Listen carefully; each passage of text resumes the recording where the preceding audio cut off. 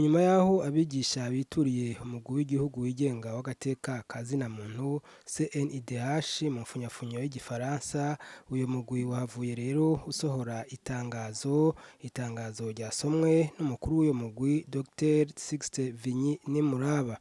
Aha rero mbere hari n'ingingo zafashwe muri iryo tangazo. Ahejeje gusoma iryo tangazo yavuye yishura no ku bibazo bitari bike by'abamenyeshamakuru. Tumwumvirize.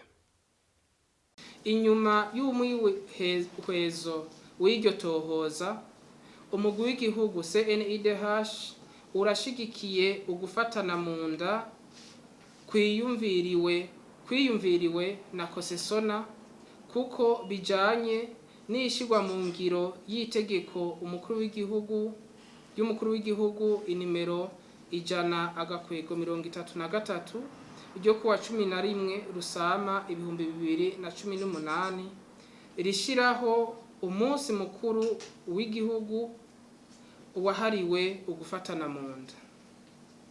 Ariko rero CNIDH iranebagura amasezerano yashiriweko igikumu mu Kayanza ategekanya gukata amafaranga ku mishahara y'abigisha bose, abari mu masendika n'abatayarimwo.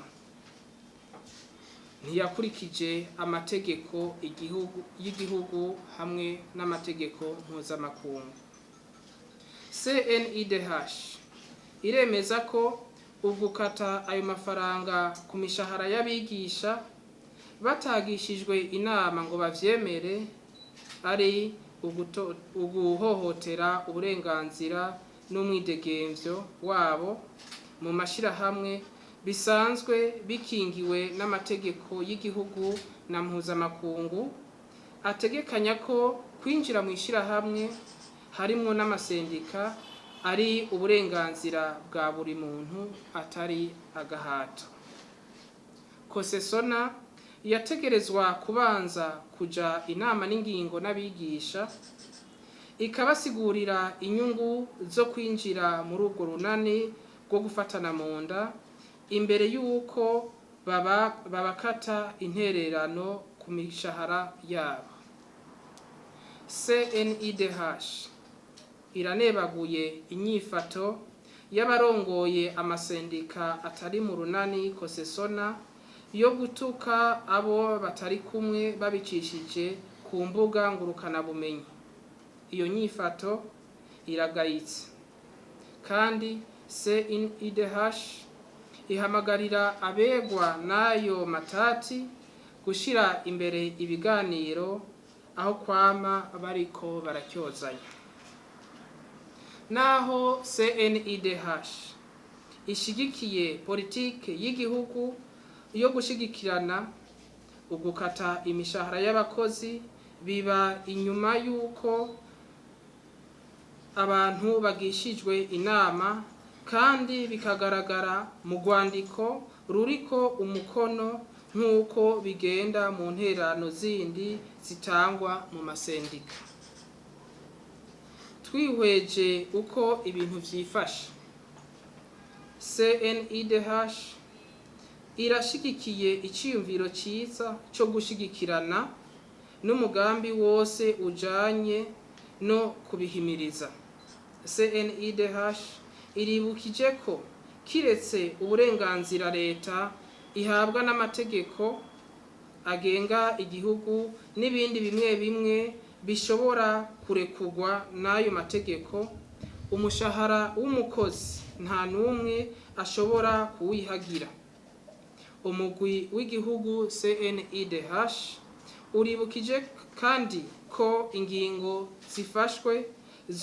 zafashwe zo gukata imishahara hatagishijwe inama n'ingingo abo biraba ari uguhohotera uburenganzira bwo ku mutungo wabo. Umugwi w'igihugu wigenga ujejwe agateka ka zina muntu usavye ibi bikurikira kugira ico kibazo gitoregwe umuti urama. Ku bushikiranganji bujejwe abakozi ba leta, akazi no gutanga akazi, kubangira ku gikorwa cyo gukata ku mishahara y'abarimu mu kurindira ko bushikirizwa inzandiko z'abarimu babishaka kandi bateye ko umukono, biyemeje ko binjiye kandi biyemeje ko bashaka guterera mu runani kosesona. Kubahiriza ubushake bw'abigisha bafashe ingingo yo kuva mu runani barimo. Ibisabwa kuri komisariya nkuru y'igipolisi cerekeye ubutungane: kurekura abaserukira abari mu mashirahamwe basaba kurekura abaserukira abari mu mashirahamwe aharanira inyungu z'abarimu bafunzwe kandi bariko baharanira amateka yabo kugira ngo hashigwe imbere umwumvikano hagati y'abari mu matati. Ibisabwa abarongoye urunani kosesona: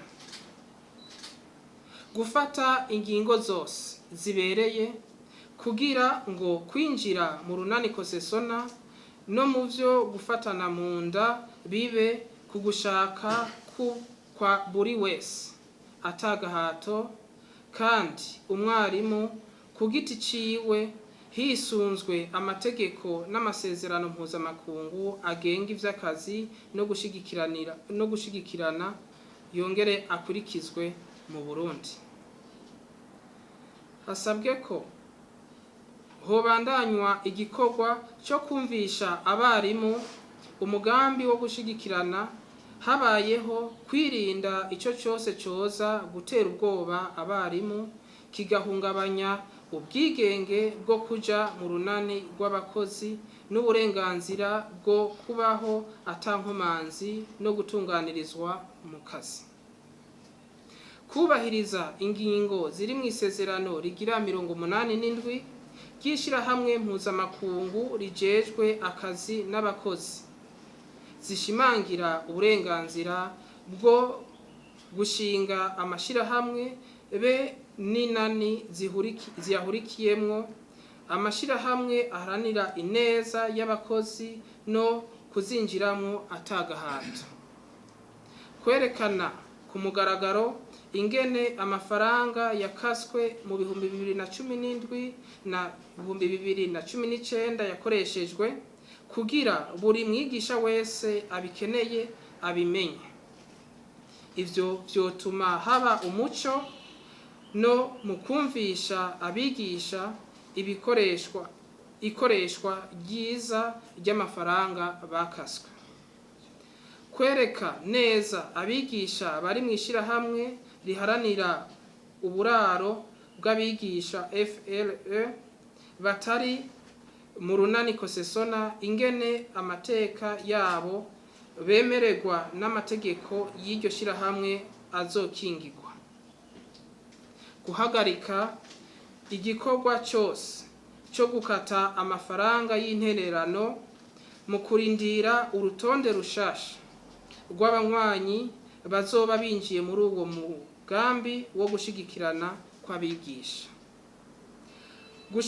Gushikiriza ubushikiranganji bw'abakozi n'akazi urutonde ntabanduka rw'abigisha bazoba binjiye muri uwo mugambi w'igihugu wo gushigikirana rw'abigisha.